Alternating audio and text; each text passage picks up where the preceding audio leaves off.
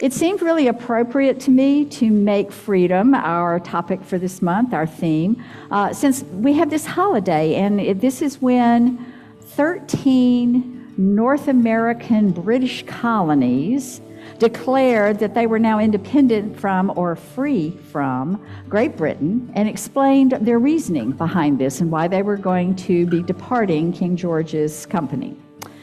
And I really love the image that Candy found for our bulletin, which I left sitting down there. But I don't know if you've noticed that each month we have a theme, and each month there's a little picture that goes with it.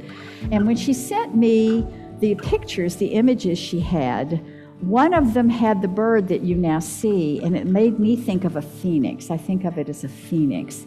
And some of you know this, you've been around a long time, some may not. When we first were not even back in this building, but had our kind of little formative group meeting, and we started visioning, the phoenix rising came into the imagery early on and was with us for all through that. And if you may have noticed, I think it's still in Hostetler Hall, there's an artwork of a phoenix, and this was a project for someone in the very first foundations class that we did here to color all of that in.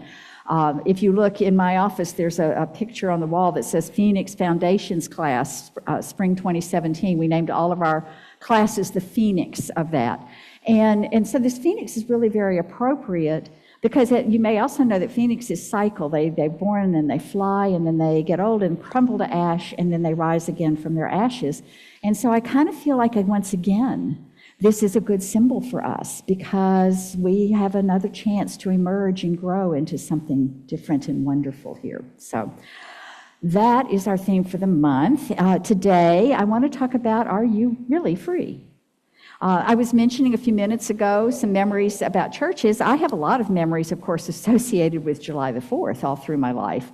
But I got to thinking, I think the very earliest one I remember, we were at a party that my dad's boss was holding in his backyard, and they gave the little kids, I was probably somewhere in the 5 to 7 range, just remembering where we were at the time, and they gave us sparklers. You guys all know what a sparkler is, right? Okay. I had never seen them before, and I remember just being fascinated by these things, and we drew with them in the air, and we ran and showed our parents these magic sticks, and there was kind of this endless supply of them, right? You burn one up and you got a new one, and we just played with those forever out there in the night. And I think that maybe that's where I got my love of fireworks. I love fireworks. If you see me with fireworks, I've got a grin up to here. And I think, some people may think these are flowers, but I think that these are 4th of July fireworks that I'm wearing, right? So I love them, and I discovered in my research that fireworks have been part of the 4th of July celebration from the very start, from 1777. There were fireworks at the celebration of this Independence Day. Now, of course, we use fireworks and picnics and barbecues and concerts and festivals and all for some other types of celebrations. There are other holidays when these same things come into being, but I always think of July the 4th as kind of the biggest and the best. And I think one of the reasons is because it really incorporates such a big idea. I mean, beyond just celebrating this first declaration that all of us are created equal, which was a very bold and revolutionary idea at that time. I mean, what had come down through time, what was standard is that there were ruling classes and small groups of people that owned and ran everybody else, or there were conquerors and the conquered, and the slaves they brought back. So the whole dynamic of the world wasn't really based on this idea. And what we're also celebrating now, 250 years, we've carried this idea forward. And they were wise enough, even though they were just all white men who owned land and weren't really all men, but they were wise enough to understand that maybe we were going to evolve a little and change and need a mechanism for change. And we have, in fact, come so far as to actually understand that the black and the brown and the femaleness of all men are also created equal and entitled to these unalienable rights. So there's a great example of this in practice over time. And so we're celebrating the original Declaration, but we're also celebrating that we have accomplished so much in this time.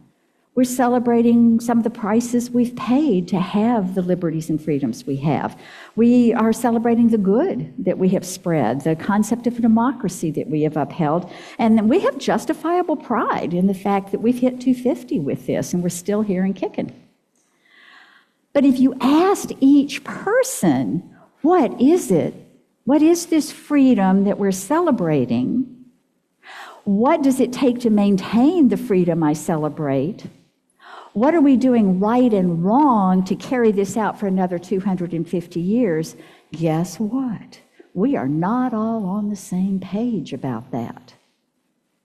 I was going to do some quotes. I was going to go find some sample quotes to show this breadth, and I realized I hadn't even scratched the surface of how many different ways people see and define freedom. Freedom to do what you want. Freedom from doing what other people want you to. Freedom with responsibility, or is freedom without responsibility? Is freedom the freedom of expression, or the freedom not to have to listen to other people's expressions? Freedom not to be subjected to those rantings. Freedom to exploit others, freedom to subject others, freedom that requires force, freedom that requires cooperation. Individual freedom, or freedom that's only good if it applies to everyone. It's a really complex topic. And it's clear that our country right now is in a moment of heavy discussion about those topics. But it's not the first time. It's not the first time we've been there. We've been through this conflict of ideas, and we've come out and we're still here. So I am not going to have those quotes about freedom from anybody other than our own philosophy, and I am not attempting today to solve how all of those competing ideas can make a single definition of freedom. What I want to do instead is I want to clarify that what we are celebrating today for our country and all the things that I've talked about so far are about things that are happening outside of us. They're all happening around us. And what our teaching, what our founder, Ernest Holmes, what our teaching says is that true freedom is not based on what is around us. It's based on what is within us. So our freedom, the question, are you truly free, has to do with what's within us. You can live in a free country, but you can be enslaved and bound by your own thinking about your fears, about your conditioning, the limitations you've placed on yourself or that you have accepted being placed upon you. Or you can be in the most restricted situations and remain entirely liberated. And we have some wonderful movies, if you think about that, about people in prison.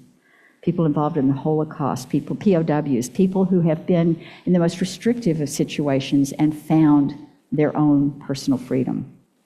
Now, Holmes talks a lot about bondage and freedom. He starts right off in the textbook. I brought this up here with me for a reason. This text actually begins on page 25. Up until then, they're using Roman numerals, and it's all contents, right? Table of contents, first page. I'm going to read you the second and third paragraphs of this textbook. To suppose that the creative intelligence of the universe would create man in bondage and leave him bound would be to dishonor the creative power which we call God. To suppose that God could make man as an individual without leaving him to discover himself would be to suppose an impossibility. Individuality must be spontaneous. It can never be automatic. And I want to just take a moment on that. It must be spontaneous, meaning it has to come from within. It is something we must know about ourselves. It is not something that can be programmed for us or legislated into us. Now, I'm about to use the word freedom for the first of 6 times in 2 paragraphs. The seed of freedom must be planted in the innermost being of man. But like the prodigal son, man must make the discovery for himself. We see abundance in the universe. We cannot count the grains of sand on a single beach. The earth contains untold riches, and the very air is vibrant with power. Why then is man weak, poor, and afraid? The science of mind deals with these questions. The divine plan is one of freedom. Bondage is not God ordained. Freedom is the birthright of every living soul. All instinctively feel this. The truth points to freedom under law. Thus, the inherent nature of man is forever seeking to express itself in terms of freedom. We do well to listen to this inner voice, for it tells us of a life wonderful in its scope, of a love beyond our fondest dreams, of a freedom which the soul craves. There's a whole book here that talks about how we actually accomplish that. How do we tap into this inner knowing and accomplish? How do we find that wisdom? And we also offer classes here all throughout the year to go deeper with that, so just keep on coming back. We have it. We have some help here. Sometimes one of the quickest ways for us to grasp an idea about things like feeling we're in bondage when we are not actually in bondage goes best with a story. So I'm going to give you a couple of stories, and they're really focused on this idea of bondage that appears to exist that isn't really bondage. And I think you're going to see how that really is an inside game, that all of this really is consciousness, and that our inside freedom is the freedom that counts. So I have a story, and you'll now know why our music was chosen. There's a young eaglet that falls from its nest. Maybe that one we just sang about. A farmer found this chick and took it back to his farm, and where else would he put it but into the chicken coop, right? Puts it in the chicken coop. So for years, this eagle, who's seen nothing but a chicken society, walks on the ground and pecks the corn, and that's his life. He's unaware of the true nature. One day, a naturalist visits the farm and immediately recognizes the eagle as an eagle, and so he picks it up. And he holds this eagle up to the sky, and he's like, "You belong in the sky, not on the earth. Spread your wings and fly." Can you kind of imagine that? The eagle's kind of like, no. He hops back down on the ground that he's familiar with and goes back to pecking corn. So the next day, the naturalist says, okay, so he takes the eagle up to the top of the barn, gets him a little higher up, and says, "You were born to fly. Go to the sky, your home." And the eagle, okay, flaps his wings a little bit, and he lifts just a little, and that's scary. So he jumps back down onto the roof, tumbles off the roof. Fortunately, it's not very tall. He kind of flutters his way back down and goes back to being a chicken. Fortunately for this little eagle, this naturalist is kind of like us ministers, right? We see this truth, and we really, really, really want people to get the truth. I see your magnificence, and I want you to get it. So the naturalist tries again. And this time he takes the eagle to a high hill a long ways out from the farm. And one more time he holds the eagle up to this blazing sun, and he whispers, "You are the king of the sky. Fly." And maybe that inner voice, right? That freedom we know about that gets planted inside from the very start.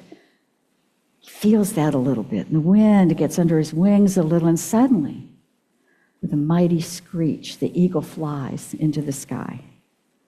Goes higher and higher until it disappears.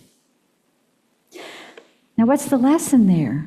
The lesson is that it was never the chicken coop that was binding that eagle. It was the eagle's belief that it was a chicken that lived in a chicken coop, and that was its whole world. That is all that was binding the eagle away from from flying. And I can kind of imagine that this little eaglet had a chicken mom, an adoptive mom, who, with the very, very best of intentions, pulls the little eagle aside early on and going, "Look, now, we're going to have to kind of hide some differences here, right? You need to kind of get in line with things, because this is going to be necessary for you to be able to move freely and without scorn among society that you live in." So high intention in putting these limits on this little eagle. How many of us are still pecking at our old habits, telling our old family stories, living on our social expectations, forgetting that we are inherently divine in nature? We are expansive. We are completely free. We're covering up that fact of our own magnificence with all these stories that we're just not letting go of. dropping back down to the farm instead of flying. And that reminded me of a similar story that I heard about elephants. I'll make this one shorter. So a man's visiting an elephant camp, and there is this huge, majestic elephant. And he's got this tiny little rope wrapped around one little foot. And he just stands there and lets that rope hold him. He could walk away with very little, just walk. And so the guy's kind of curious. He goes to the trainer. He says, why is the elephant willing to stand there with that tiny rope? The guy says, well, when the elephant was little, we used a rope of the same size to restrain it, and it was big enough to hold the baby elephant. So the elephant became used to that rope holding it in place, and it doesn't know that it can now move. That is learned helplessness. That is a limiting belief that becomes so ingrained that the elephant doesn't even try to go. Right? And it's not even trying. It's not that it can't, it's not even trying. That limiting belief has stopped not only the ability, but even the desire and effort to make a change. Maybe it was repeated failures, right? Where has that happened in your childhood experiences? Or again, the societal expectations. These beliefs can make us feel incapable of achieving what we actually can achieve with great ease, with just naturally, maybe just by moving. If the big elephant had just moved, it would have found out the rope had nothing to do with its life anymore. We are not meant to live in bondage. Bondage to appearances, to our perceptions of limitations, to our past experiences, to society's norms, to the news of the day, to the economic projections, to the curated standards of the influencers of the world, to the pressure to conform. You can make your own list here, right? All of the evidence of ropes in your life, all of the appearances of living in a chicken coop, you've got a list of the things that are holding you back from being what you really are. What is hiding you from you?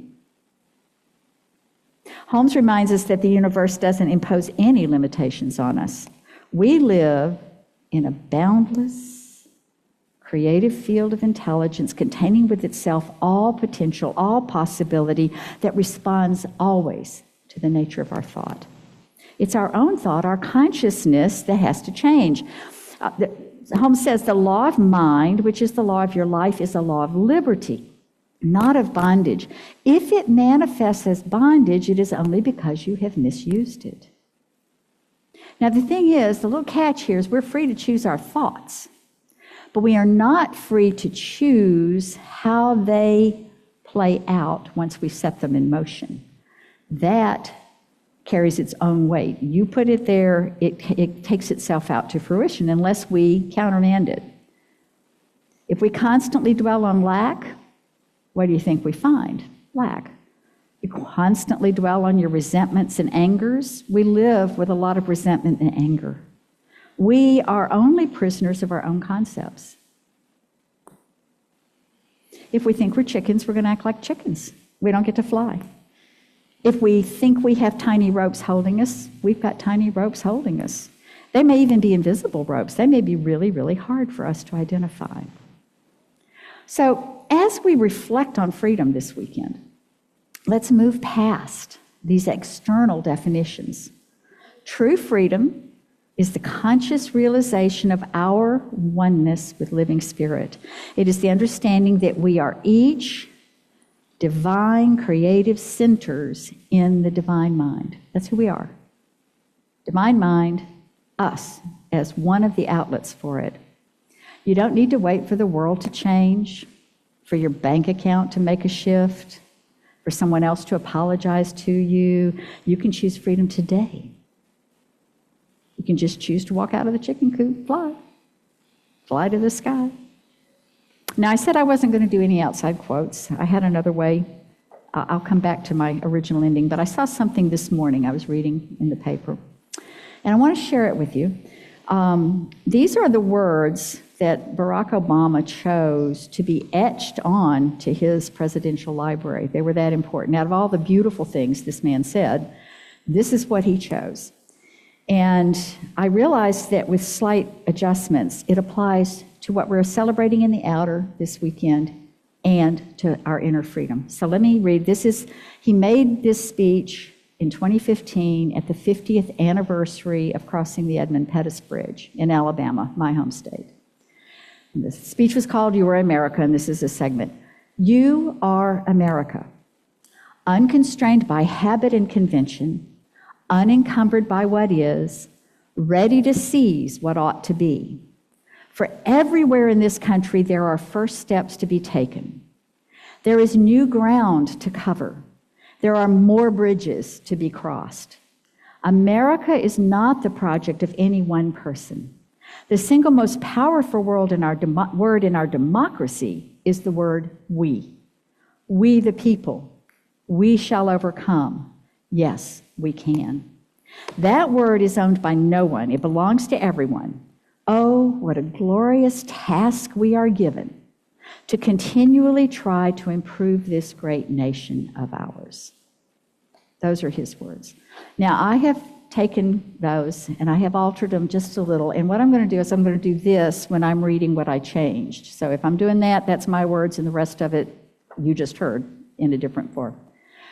You are God's creative expression, unconstrained by habit and convention, unencumbered by what is or was, ready to seize what ought to be.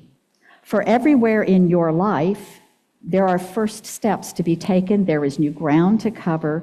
There are more thresholds to be crossed. You are your own most important project. The single most powerful word in our fullest expression is the word I. Oh, that's me. I am whole. I am complete. I am an expression of life itself. That word is owned by no one. It belongs to everyone. Oh, what a glorious task we are given to continually try to improve this great gift of ourselves. So I just thought his words were really inspirational. And let me add some words from Ernest Holmes. Enter into the gates of your own soul with thanksgiving, and into the courts of your own mind with praise.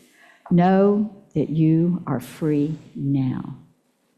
Because you've got work to do. And that eagle that flew in this song had a revolution, had a role to play, wanted to see people fed and shoed and whatever. You've got work to do. And you need to be free to fly into that which you are here to do with the confidence and belief and inner knowing that that is who you truly are. And so it is.